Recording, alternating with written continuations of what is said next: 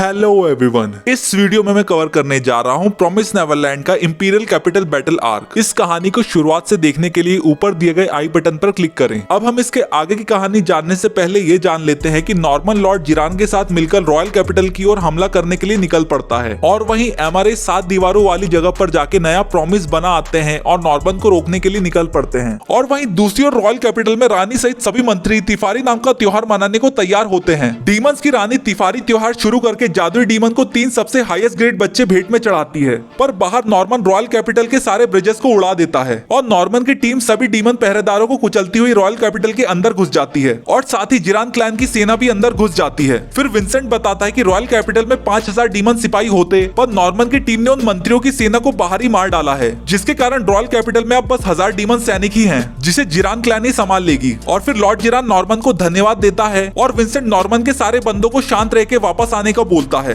और अंदर जैसे ही एक मंत्री सिपाही द्वार खोलता है तो जिरान के सिपाही उसे मार देते हैं और फिर लॉर्ड जिरान अपने साथियों के साथ अंदर चला आता है और सभी डीमन मंत्री लॉर्ड जिरान को देख के हैरान रह जाते हैं। फिर लॉर्ड पूपो की माँ अपने ही बेटे को मार डालती है और फिर लॉर्ड बायन की माँ को पता चलता है कि वहाँ खड़े बाकी सभी सैनिक लॉर्ड जिरान के सैनिक हैं और फिर जिरान लॉर्ड पूपो का सर खा जाता है और अपनी 700 सालों की कष्ट और पीड़ादायी जिंदगी का बदला लेने को बोलता है, पर उल्टा डीमंस की रानी जिरान को बेवकूफ बोलती है। लॉर्ड बायन अपनी माँ के मरते जिरान पर भड़क उठता है। फिर हमें 700 साल पहले का दिखाया जाता है जहाँ रानी के सामने मंत्रियों की सभा लगती है और उस समय लॉर्ड जिरान सबके सामने एक प्रस्तावना रखता है कि एक ऐसा सरकारी खजाना बनाया जाए जिसमें सभी मंत्री अपने हिसाब से इंसानों का दान दे सकें, जिससे होगा ये कि जिस भी मंत्री की रियासत में अगर इंसानी मांस की कमी पड़े तो वो उसमें से ले ले। पर ये प्रस्तावना दूसरे मंत्री नहीं मानते, जिससे लॉर्ड जिरान गुस्सा हो जाता है क्योंकि उसकी रियासत के कुछ गाँव के डीमंस वापस जंगली डीमंस बन रहे होते हैं और एक दूसरे को ही खा रहे होते हैं। पर लॉर्ड इवरुक उसे शांत करती है और बताती है कि इंसान इस पर काम कर रहे हैं और ये बात बोल के सभी मंत्री बात टाल देते हैं, जिससे लॉर्ड जिरान दुखी हो जाता है। पर उसके पास जनरल डोजा आता है और उससे मीठी मीठी बातें करता है, जिससे लॉर्ड जिरान जनरल डोजा को मुजिका को ढूंढने को बोलता है ताकि उसके खून से उसके लोग मरे ना। पर जनरल डोजा कमीना निकलता है और ये बात सभी मंत्रियों को बता देता है, जिससे लॉर्ड जिरान फंस जाता है। फिर लॉर्ड जिरान लॉर्ड इवरुक को अपना दुखड़ा सुनाता है, पर लॉर्ड इवरुक के साथ साथ रानी भी इस साजिश में मिली रहती है ताकि वो लोग लॉर्ड जिरान की रियासत को खत्म करके आपस में सब कुछ बांट लें और इस तरीके से लॉर्ड जिरान का परिवार खत्म हो जाता है। फिर हमें वर्तमान का दिखाया जाता है जहां लॉर्ड जिरान ने लॉर्ड नोमोल लॉर्ड बायन का सर काट दिया और खा लिया है और वो साथ ही जनरल डोजा का भी सर उड़ा देता है। और इसी भसड़ के बीच नॉर्मन अपनी चाल चलता हुआ रॉयल कैपिटल के अंदर अपने बंदे सिस्लो और बारबरा को बिठाए रखता है और अब उस रानी और लॉर्ड इवरुक से अब लॉर्ड जिरान लड़ने वाला होता है और उधर नॉर्मन का प्लान एकदम सही जा रहा होता है और नॉर्मन सबको पहले ही बताए रखता है कि उन डीमन लॉर्ड से ना लड़े क्योंकि वो ताकतवर होने के साथ साथ बुद्धिमान भी हैं, तो वो आपस में ही लड़ मरेंगे और जो बाकी बचे डीमन सिपाही हैं उन्हें इंसान मार देंगे। वहीं दूसरी ओर एमआरए रॉयल कैपिटल के अंदर आ जाते हैं और वो जल्द से जल्द नॉर्मन से मिलने का बोलते हैं, इससे पहले वो सभी मंत्रियों को मार दे। पर तभी वहाँ पर विस्फोट हो जाता है और एमा और रे को डॉन और गिल्डा मिल जाते हैं। साथ ही वो मुजिका और सोंजू से मिलते हैं और एमा इमोशनल होकर मुजिका से गले मिल जाती है और वो सबको बता देती है कि उसने नया प्रॉमिस बना लिया है। फिर जैसे ही डॉन ऑलिवर के ग्रुप का पूछता है तो हमें 2 दिन पहले का बताया जाता है जहाँ बहुत बड़ी डीमन की सेना रॉयल कैपिटल के उल्टी ओर जा रही होती है, जिसे देखकर रे समझ जाता है कि उन सभी बच्चों के छिपने की जगह ढूंढ रहे हैं। तो रे और एमा उधर ही उतर जाते हैं और रे ऑलिवर की टीम को बताता है कि डीमंस नॉर्मन का प्लान समझ गए हैं और अगर ये डीमंस छिपने वाली जगह पर पहुंच गए तो सभी बच्चों को मार देंगे। तो ऑलिवर और उसकी टीम उन डीमंस का रास्ता बदलने वहां से चले जाते हैं और रे डॉन और गिल्डा को बताता है कि उन्हें एक पत्र मिला जिसे पढ़ के उन्हें पता चल जाता है कि नॉर्मन जहर देके सभी डीमंस को मारना चाहता है और इससे पहले कि ये सब हो उन्हें अंदर पहुंचना है। फिर सोंजू रे को हयातो का ट्रांसमीटर देता है ताकि अगर अंदर कुछ भी गड़बड़ हो जाती है तो वो उन्हें ट्रांसमीटर से बुला लें। और फिर मुजिका और सोंजू डॉन और गिल्डा के साथ मिलकर बाहर चीजें संभालते हैं और रे और एमा रॉयल कैपिटल के अंदर जाते हैं। एमा और रे रॉयल कैपिटल की हालत देख के समझ जाते हैं कि मंत्रियों में लड़ाई शुरू हो चुकी है और वो दोनों तेजी में सारी सलाखों को पार करते हुए आगे बढ़ते हैं। वहीं अंदर लॉर्ड जिरान मंत्रियों को खा के अपने असली रूप में आ जाता है, पर लॉर्ड इवरुक को समझ में नहीं आ रहा होता कि लॉर्ड जिरान ने लैम्डा फार्म के इंसानों को क्यों नहीं खाया और लॉर्ड इवरुक को शक हो जाता है कि इसके पीछे कोई इंसान ही है। लॉर्ड जिरान के जनरल्स को पता रहता है कि 1000 सालों से लॉर्ड इवरुक ही सारा काम संभाल रही है, तो उन्हें पता रहता है कि लॉर्ड इवरुक को मारने से पूरा सिस्टम हिल जाएगा, जिस वजह से वो रानी को मारने के बाद नॉर्मन को खा के लॉर्ड जिरान को राजा बनाने का सोचते हैं। पर रानी अति शक्तिशाली निकलती है और अपने लंबे नाखूनों से जिरान के बहुत सारे सैनिकों को काट डालती है, पर लॉर्ड जिरान का एक खास जनरल तब भी नहीं मानता और रानी के हाथों मर जाता है। और रानी उस जनरल का सर उठा के उसका मजाक उड़ाती है, पर उस जनरल के साथ साथ उसके सभी साथी अपनी बॉडी में डायनामाइट लगा के रखते हैं और वो सभी एक साथ रानी के पास जाके फट जाते हैं और वहाँ पर बहुत बड़ा धमाका हो जाता है। पर रानी बहुत ही शक्तिशाली रहती है और उसे कुछ भी नहीं होता, पर उस बम के फटने से कुछ चिपचिपी सी चीज निकलती है जिससे वो हाथ पैर नहीं चला पाती। और लॉर्ड जिरान के जनरल्स पहले ही बोल के रखते हैं कि लॉर्ड जिरान को अगर रानी को खत्म करने के लिए ताकत चाहिए तो लॉर्ड जिरान उनके जनरल्स को खा ले। और जिरान ऐसा ही करता है और सभी जनरल्स को खा जाता है और रानी के सर पे डंडे मिला मिला के देता है और उस डंडे से मार मार के रानी का मुखौटा तोड़ डालता है। और फिर जैसे जिरान अपनी तलवार से रानी को मारने जा रहा होता है कि तभी रानी जिरान के अनगिनत टुकड़े कर देती है और जिरान के डीमन बच्चों को मारने पर उसके न्याय का मजाक बनाती है। और फिर रानी जिरान के बचे हुए सिपाहियों को भी काट डालती है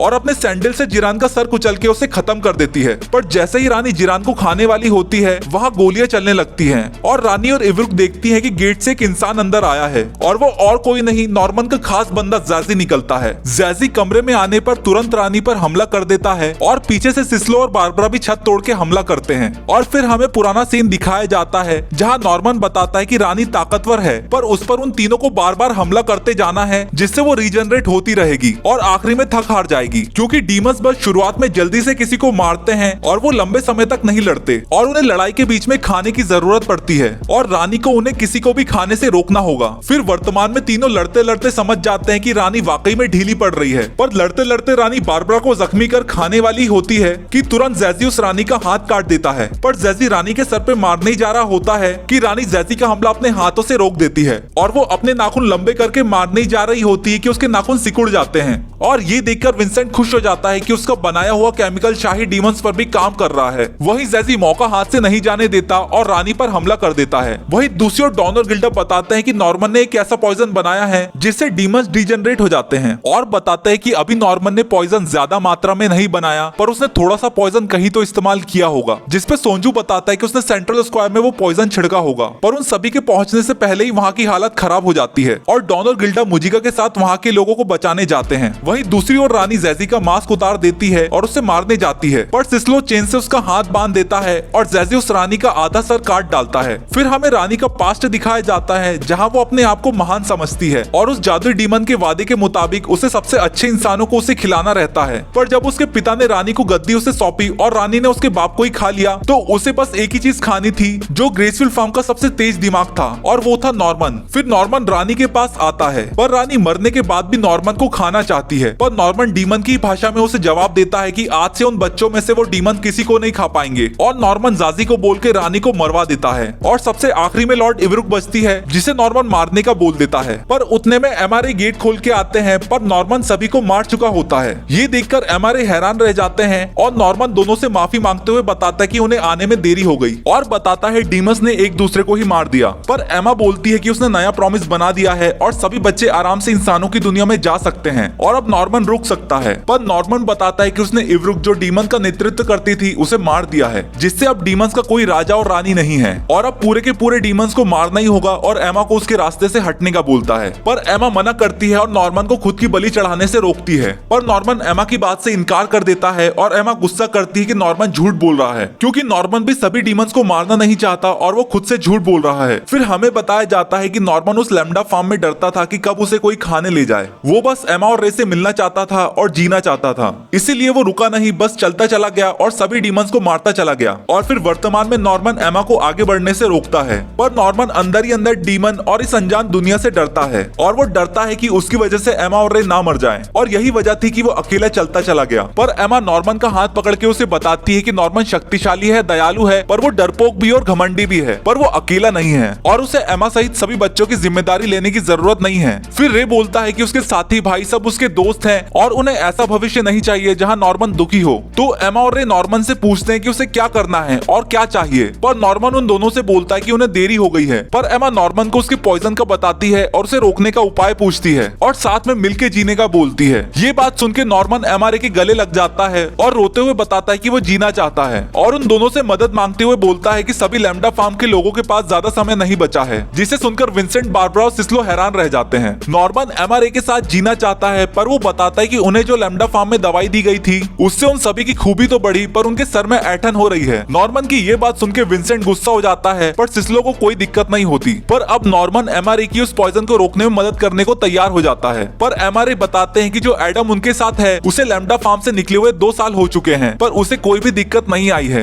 ये बात सुन के नॉर्मन समझ जाता है कि एडम के खून से वो लोग सभी लैम्डा फार्म के इंसानों को सही कर सकते हैं। पर रे बताता है कि डीमस ने अपनी सेना को उनके छिपने की जगह को ढूंढने भेजा है। तो रे नॉर्मन को उसकी टीम सहित उनके छुपने के अड्डे पर जाने को बोलता है। पर विंसेंट बताता है कि बाहर तो डीमंस की सेना के साथ जंगली डीमंस भी हैं। तो एमा बताती है कि बाहर डॉन और गिल्डा सोंजू मुजिका के साथ डीमन सैनिकों को संभाल रहे हैं, जिसे सुनकर नॉर्मन और उसकी टीम हैरान रह जाती है। फिर सभी अपनी टीम बना के जाने ही वाले होते हैं कि तभी रानी का शव उठ के नॉर्मन के पीछे खड़ा हो जाता है। पर वहीं दूसरी ओर बाहर डॉन और गिल्डा आयशी के साथ मिलकर डीमंस को जख्मी कर रहे होते हैं, पर वो डीमंस बार बार रीजनरेट करते जाते हैं, जिसे देखकर सोंजू अपना हाथ काट के उस डीमन को खिला देता है और वो डीमन अपने सामान्य रूप में आ जाता है। और वहीं मुजिका उन डीमन बच्चों को अपना खून पिला के सही करती जाती है। वहीं अंदर वो रानी नॉर्मन को खाने वाली होती है, पर सिस्लो बीच में आ जाता है और वो उसका पाँव काट के खा जाती है। फिर वो डीमंस की रानी अचानक से फट जाती है और अपने आसपास पड़े डीमन की लाशों को खींच के उन्हें भी खा जाती है और कोई अजीब सी ही जीव बन जाती है। और ये देखकर नॉर्मन और रेड तुरंत समझ जाते हैं कि रानी के एक नहीं 2 कोर हैं, जो रानी को बाकी सभी डीमन से खास बनाते हैं। फिर नॉर्मन विंसेंट से बोलता है कि वो सिस्लो और बाकी लोगों को हेडक्वार्टर लेके जाए और वहीं जैजी सभी को रानी से बचाता जाता है। पर रानी ने अभी तक जितने भी लोगों को खाया होता है उनकी शक्लें निकाल के अजीब सी हो जाती है और सभी लोगों को अपने अंदर समा लेती है।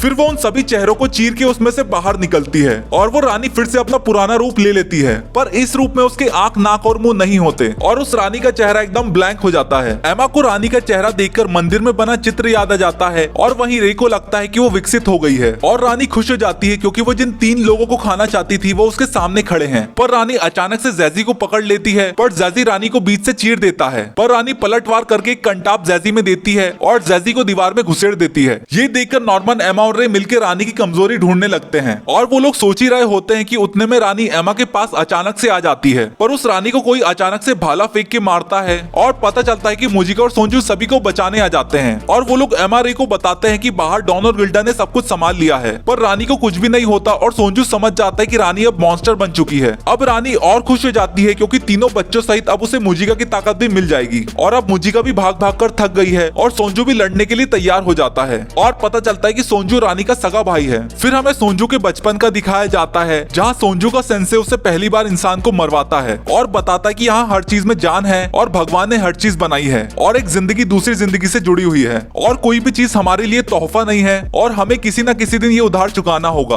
फिर वर्तमान में रानी सोंजू को देशद्रोह, गद्दार बोलती है, पर सोंजू जवाब देते हुए बोलता है कि रानी के प्रॉमिस ने हर चीज बर्बाद कर दी और वो मुजिका से इसलिए जा मिला ताकि वो रानी को यानी अपनी बहन को रोक सके। फिर रे के पूछने पर मुजिका बताती है कि रानी में शाही खून होने के कारण उसमें 2 कोर हैं, जिसमें से पहला कोर वो लोग खत्म कर चुके हैं। पर मुजिका बताती है कि सोंजू के पास ऐसा कुछ भी नहीं है। उधर सोंजू लड़ने से पहले रानी की कमजोरी ढूंढता है और वो इंसानों की तारीफ करता है कि उन्होंने पहला कोर खत्म कर दिया और सोंजू ये अंदाजा लगा लेता है कि रानी का दूसरा कोर उसके पेट के आसपास होगा। फिर सोंजू रानी को एक झटके में खत्म करने का सोचता है, पर वो जैसे ही रानी पर हमला करता है उसका भाला नॉर्मन के बनाए चिपचिपे द्रव में फंस जाता है और सोंजू मरते मरते बचता है। पर रानी सोंजू का भाला उसी पर फेंक के सोंजू को ही जख्मी कर देती है और रानी बताती है कि सोंजू ने सही सोचा कि उसका कोर पेट में ही है, पर रानी अब अति शक्तिशाली हो चुकी है और वो अपनी तारीफ करती है। फिर वो वहाँ खड़े सभी लोगों को खाने का बोल मुजिका की तरफ बढ़ती है, पर मुजिका हिलती नहीं है और अपनी जगह पर डट के खड़ी रहती है और वो रानी से पूछती है कि वो आखिर में इतनी भूखी क्यों है। फिर हमें मुजिका की बैक स्टोरी बताई जाती है जो बचपन से ही सबसे अलग होती है और वो किसी भी जीव को खाए बिना अपना रूप, आकार और दिमाग सब कुछ बनाए रख सकती है। फिर कुछ लोग उसे जादुई बच्ची बुला के उसकी पूजा करने लगते हैं और कुछ लोग उसे मारने की कोशिश करते हैं। पर मुजिका जब दूसरों को भूखमरी, गरीबी से बचाती है तो उसे खुशी मिलती है, पर रानी उसके साथियों को मरवा के खा जाती है और मुजिका अकेली पड़ जाती है। फिर वो सोंजू से मिलती है और वो दोनों 700 सालों से रानी से छुपते आ रहे होते हैं। मुजिका को अपनी जिंदगी का मकसद पता नहीं होता और उस रानी ने मुजिका का सब कुछ छीन लिया होता है और वो मन में सोचती रहती है कि जब वो रानी से मिलेगी तो बहुत कुछ करेगी। पर रानी को देख के मुजिका को दया आ जाती है क्योंकि वो इतना कुछ खाने के बाद भी भूखी है और मुजिका रानी से पूछती है कि आखिर उसे चाहिए क्या और वो किस चीज से डरती है। पर रानी जवाब देती है कि उसे हर चीज असीमित चाहिए जिससे सभी उसके सामने झुक के रहें। पर मुजिका रानी से बोलती है कि इसी वजह से वो खुद को ही मार लेगी और जैसा मुजिका बोलती है वैसा ही होता है और रानी फट जाती है क्योंकि इतनी चीजें रानी अपने अंदर समा लेती है कि उसकी बॉडी सेल्स की लिमिट खत्म हो जाती है और रानी तो पहला कोर खत्म होते ही मर चुकी होती है पर उसकी और खाने की इच्छा से वो जिंदा हो गई होती है। पर अब उसकी बॉडी और खाना नहीं एब्जॉर्ब कर पाती और जितने लोग रानी ने खाए हुए होते हैं वो चीखने चिल्लाने लगते हैं। और फिर मुजिका बताती है कि उसे अपनी जिंदगी का मकसद तब समझ में आया जब वो एमा से मिली और वो पैदा हुई है डीमंस को बदलने के लिए और डीमंस और इंसानों में शांति बनाए रखने के लिए। और इसी के साथ सभी लोग जो रानी ने खाए हैं वो चिल्लाने लगते हैं और वो डीमन रानी जो अपने आप को सबसे शक्तिशाली मानती है वो पिघल के खड़ी रह जाती है और खड़े खड़े दम तोड़ देती है। फिर हमें रानी का पास्ट दिखाया जाता है जहाँ वो जितना खाती है उतनी उसकी भूख बढ़ती जाती है और रानी को समझ में नहीं आ रहा होता है कि उसे आखिर चाहिए क्या, पर उसे आखिरी में समझ में आ जाता है कि उसे नॉर्मन, एमा और रे को खाना है। फिर प्रेजेंट में सोनू बताता है कि रानी मर चुकी है और मुजिका को अब कहीं छिपने की जरूरत नहीं है और किसी भी डीमन को मारने की जरूरत नहीं है। फिर सोनजू सोचता है कि राजा मंत्री सभी खत्म हो गए और एमा ने नया प्रॉमिस भी कर लिया, तो उसे समझ में नहीं आ रहा होता है कि अब वो इंसानों को कैसे खाएगा और वो इंसानों को खा भी पाएगा या नहीं। पर रे बताता है कि अब जब मंत्रियों की सेना को कोई कंट्रोल नहीं कर रहा है तो हर जगह लड़ाई दंगे होने लग जाएंगे। तो एमा आइडिया देती है कि सोनजू नया राजा बन जाएगा, पर सोनजू बताता है कि वो देशद्रोही है और उसकी बात कोई नहीं सुनेगा। पर मुजिका एमा को तुरंत उनके छिपने के अड्डे पर जाने को बोलती है और बताती है वो लोग यहाँ पर सब संभाल लेंगे क्योंकि मुजिका के हिसाब से जब सारे इंसान इस दुनिया से चले जाएंगे तो सब कुछ संभालना आसान हो जाएगा। फिर एमा मुजिका के गले लगती है पर सोनजू के मन में कुछ और ही चल रहा होता है। पर एमा सोनजू के गले लग जाती है और बताती है कि उसके मन में कभी डीमंस को मारने की इच्छा नहीं आई क्योंकि मुजिका सोनजू ने उनकी शुरुआत में बहुत मदद की थी जिसकी वजह से वो इतना कुछ कर पाए और उसके इतने सारे दोस्त बन पाए। और फिर नॉर्मन, एमा और रे मुजिका और सोनजू को धन्यवाद देके निकल पड़ते हैं। पर मुजिका के पूछते सोनजू का दिमाग खराब हो जाता है पर वो आखिरी में मुजिका की बात मान जाता है और तीनों को जाने देता है। फिर नॉर्मन भागते भागते बताता है कि उन्हें जल्दी से अपने छिपने के अड्डे पर जाना होगा क्योंकि रानी का आखिरी बंदा जो डीमंस की सेना को कंट्रोल कर रहा होगा वो पीटर रात्री ही होगा। और इसी के साथ प्रॉमिस नेवरलैंड का इंपीरियल कैपिटल बैटल आर्क यहीं पर समाप्त हो जाता है। अब क्या एमा, नॉर्मन और रे पीटर रात्री को हराकर इंसानों की दुनिया में सभी फार्म के बच्चों को ले जा पाएंगे? और आखिर उस जादुई डीमन ने एमा से प्रॉमिस के बदले क्या मांगा था? जानने के लिए बने रहे प्रॉमिस नेवरलैंड की इस सीरीज में और इस वीडियो को जाने से पहले लाइक करें और शेयर करें और मेरे चैनल को सब्सक्राइब करें। अब मैं मिलता हूँ आप सभी से अगले वीडियो में, तब तक के लिए बाय दोस्तों।